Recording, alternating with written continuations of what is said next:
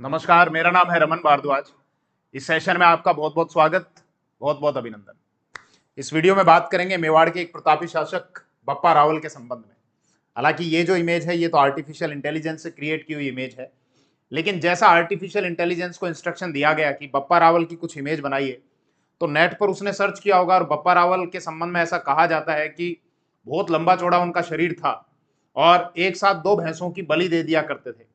अब हो सकता है काफी बातें कल्पना पर आधारित रही होंगी, लेकिन फिर भी अगर कुछ बातें इस प्रकार की लिखी गई हैं कि किसी व्यक्ति का 16 हाथ का दुपट्टा था, 35 हाथ की धोती थी और शरीर जो था बहुत लंबा चौड़ा विशाल शरीर था, एक साथ दो भैंसों की बलि दे दिया करते थे, तो वास्तव में मनुष्य की सीमाओं से तो ये परे है। इतना अगर नहीं रहा होगा तो इसका मतलब एक सामान्य जो व्यक्ति है उस व्यक्ति की तुलना में उनका शरीर बहुत विशाल रहा होगा। तो इसीलिए आर्टिफिशियल इंटेलिजेंस ने नेट पर जो भी जानकारी उपलब्ध है उसके आधार पर कुछ इस प्रकार का ये चित्र क्रिएट किया। हालांकि हमको बप्पा रावल के संबंध में जो इमेजेस देखने को मिलती हैं मेवाड़ की साइड में, वो इस प्रकार की इमेज देखने को मिलती है कि बप्पा रावल हारित ऋषि की पूजा कर रहे हैं इनके आशीर्वाद से, और भगवान महादेव एकलिंग जी के आशीर्वाद से इनको मेवाड़ का राज्य प्राप्त हुआ। बप्पा रावल के संबंध में हम बात करेंगे कि एक तो पाकिस्तान का एक शहर है रावलपिंडी, जो बप्पा रावल के द्वारा बसाया गया था। रावल का पिंड, पिंड कहा जाता है गांव को या कस्बे को, रावल का पिंड या रावल दा पिंड, और ये होता होता हो गया रावलपिंडी। शोएब अख्तर को कहा जाता है रावलपिंडी एक्सप्रेस, वो यहीं के हैं इसीलिए रावलपिंडी एक्सप्रेस कहा जाता है। तो ये शहर तब बसा था जब बप्पा रावल गजनी की तरफ अभियान चला रहे थे, और गजनी का एक शासक था ये गजनी, जो वर्तमान अफगानिस्तान में आता है। और गजनी का एक शासक था सलीम, जिसने मेवाड़ की ओर एक सेना भेजी थी। उसको बप्पा रावल ने न केवल पराजित किया बल्कि उनको खदेड़ते खदेड़ते खदेड़ते ले गए, और गजनी का जो शासक था सलीम, उस सलीम को वहां की गद्दी से हटाकर और अपने भाणजे को गजनी का शासक बना दिया था। तो इसका मतलब बप्पा रावल के संबंध में जो बहुत सारी बातें हैं जिनको ये कहा जाता है कि ये काल्पनिक है, तो सारी बातें अगर सत्य ना हो तो भी बहुत सारी बातें सत्य हैं कि उन्होंने गजनी पर अधिकार किया। तो एक प्रकार से गजनी तक उनका राज्य विस्तारित मान सकते हैं, क्योंकि गजनी पर उन्हीं का बनाया हुआ उन्हीं का व्यक्ति अगर शासन कर रहा है तो इसका मतलब गजनी उनके अंडर में है। बप्पा रावल के संबंध में हम बात करेंगे और इतिहास में हमको बप्पा रावल से संबंधित और क्या क्या जानकारियां मिलती हैं उस पर हमको चर्चा करनी है। जैसा ये इमेज बप्पा रावल की, जब हम मेवाड़ से रिलेटेड सोर्सेज पढ़ते हैं तो वहां से जानकारी मिलती है कि सन 734 ईस्वी में बप्पा रावल नामक एक व्यक्ति ने, अब इसमें भी इतिहासकारों में बहुत सारे मतभेद हैं, कुछ ये कहते हैं ये कालबोज हैं, कुछ कहते हैं बप्पा रावल है, कुछ उपाधि बताते हैं, कुछ इतिहासकार कहते हैं नहीं कालबोज अलग है और बप्पा रावल अलग है। मैं बात अभी करूंगा। जैसा सोर्सेज से हमको ये जानकारी मिलती है और इतिहासकार भी ज्यादातर जिन बातों पर सहमत हैं वो ये है कि लगभग 734 ईस्वी के लगभग में इन्होंने मेवाड़ पर अधिकार कर लिया था। मेवाड़ का क्षेत्र हम सभी जानते हैं कि ये भारत में ये राजस्थान, राजस्थान का ये जो दक्षिणी हिस्सा है जिसमें नीचे के कुछ डूंगरपुर और बांसवाड़ा के इन जिलों को अगर हम छोड़ दें तो मोटी मोटी रफली अगर मैं लाइन खींचूं तो ये वाला हिस्सा जो है ये मेवाड़ कहलाता है। मेवाड़, मेदपाट या प्रगवाड़, या पहले इसको शिवी जनपद भी कहा जाता था। तो इस हिस्से पर बप्पा रावल ने अपना अधिकार स्थापित किया था सन 734 ईस्वी में। उससे पहले यहां पर मौर्यों की सत्ता हुआ करती थी, मतलब जो मौर्य सम्राट थे अशोक या उनके जो पुत्र थे, तो उन्हीं के वंश के आगे जो शासक बने होंगे तो उनकी इस क्षेत्र पर सत्ता रही होगी, और यहां से मौर्यों को पराजित कर बप्पा रावल ने इस क्षेत्र पर अपना अधिकार कर लिया।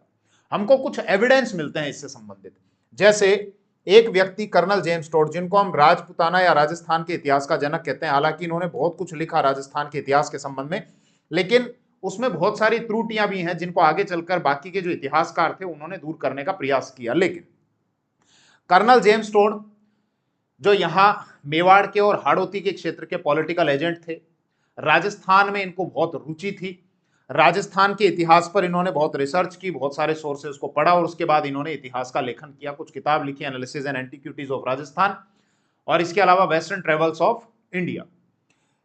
इनको एक अभिलेख मिला था, पत्थरों पर कुछ राइटिंग होती है लिखी हुई, खोद कर लिखा जाता है, उसको अभिलेख बोल दो, शिलालेख बोल दो या प्रशस्ति बोल दो। प्रशस्ति का मतलब अगर किसी की प्रशंसा उसमें की गई है तो उसको प्रशस्ति कहा जाता है। इनको एक अभिलेख मिला था, मानसरोवर अभिलेख, कुछ इस प्रकार का। ये उसकी एक्चुअल इमेज नहीं है, लेकिन मैंने नेट से आपको समझाने के लिए कुछ इस प्रकार की इमेज ली है। 713 ईस्वी का एक अभिलेख मिला था जिसको मानसरोवर अभिलेख कहा गया। इसमें जो जानकारी थी, कर्नल जेम्स टोड ने जैसा ये पढ़ा और पढ़ने के बाद फिर इसको लिखा कि इस अभिलेख से मुझे 4 शासकों की जानकारी मिली जो मौर्य शासक थे, महेश्वर, भीम, भोज और मानमोरी। मानमोरी मतलब मान मौर्य। और ये जब इसको इन्होंने लिया तो ये उस समय लंदन की तरफ जा रहे थे। वजन काफी ज्यादा था जिस बोट में या जिस भी यान में ये थे, जहाज में, और वो कुछ डूबने की स्थिति में था। तो इन्होंने लेखन में ये बताया, लिखकर ये बताया अपने सोर्सेज में कि हमें इसे मजबूरी में फेंकना पड़ा, समुद्र में इसको फेंक दिया गया कर्नल जेम्स टोड के द्वारा। लेकिन इसमें जो जानकारी थी उस जानकारी को उन्होंने पढ़ा, शायद इसमें ऐसी स्क्रिप्ट लिखी गई होगी जिसको वो पढ़ना जानते होंगे, या किसी व्यक्ति के माध्यम से उन्होंने पढ़वाया होगा, जो भी रहा होगा। उन्होंने इसको पढ़कर यह लिखा कि यहां पर मौर्यों की सत्ता थी। 713 ईस्वी का यह शिलालेख था और इसमें महेश्वर एक शासक हुए थे क्रम से, महेश्वर के बाद भीम, फिर भोज और फिर मानमोरी। तो इसका मतलब इतिहासकार ये कहते हैं कि 734 ईस्वी में बप्पा रावल ने मान मौर्य को पराजित कर या मान मोरी को पराजित कर यहां पर अपनी सत्ता स्थापित की थी। तो उस बात की पुष्टि इस शिलालेख से भी हो जाती है। इसके अलावा आप कभी कुंभलगढ़ के फोर्ट में गए होंगे। ये एक फोर्ट है राजस्थान का, कुंभलगढ़ फोर्ट। यहां पर महाराणा कुंभा का जो निवास स्थान था उसको कटारगढ़ कहा जाता था और इतनी हाइट पर था जिसके संबंध में अबुल फजल, मुगल शासक अकबर का जो दरबारी था, नवरत्नों में से एक था, अबुल फजल ये लिखता है कि ये कटारगढ़ इतनी ऊंचाई पर है कि जब आप इसको देखते हो तो आपके सिर पर जो पगड़ी रखी हुई है पगड़ी भी नीचे आपकी गिर जाती है। लगभग 35-36 किलोमीटर की इसकी वॉल है कुंभलगढ़ की। इस कुंभलगढ़ का पुनर्निर्माण, ध्यान रखना मैं निर्माण नहीं पुनर्निर्माण कह रहा हूं, इस कुंभलगढ़ का पुनर्निर्माण महाराणा कुंभा ने कराया था सन 1443 से और 1458 ईस्वी के बीच में। कुछ अलग अलग सोर्सेज में हमको 1-2 वर्ष ऊपर नीचे भी देखने को मिलता है। तो रफली हम ये कह सकते हैं कि 1450 से 60 ईस्वी के लगभग में महाराणा कुंभा ने इसका पुनर्निर्माण कराया था। तो इसका मतलब यहां पर पहले से कुछ स्ट्रक्चर बना हुआ था, बिल्कुल बना हुआ था। मौर्य शासक अशोक के जो पुत्र थे संप्रति के द्वारा यहां पर कुछ स्ट्रक्चर बनाया गया था। मतलब पहले से कुछ फोर्ट था, खंडित अवस्था में था, जिसको महाराणा कुंभा के वास्तुकार मंडन ने स्ट्रक्चर तैयार किया और वर्तमान स्वरूप जो है वो इस प्रकार से अस्तित्व में आया। कहने का अर्थ यह है कि एक तो मानसरोवर का वो अभिलेख जो कर्नल जेम्स टोड को प्राप्त हुआ, वहां से हमको जानकारी मिलती है कि इस क्षेत्र पर मौर्यों की सत्ता थी।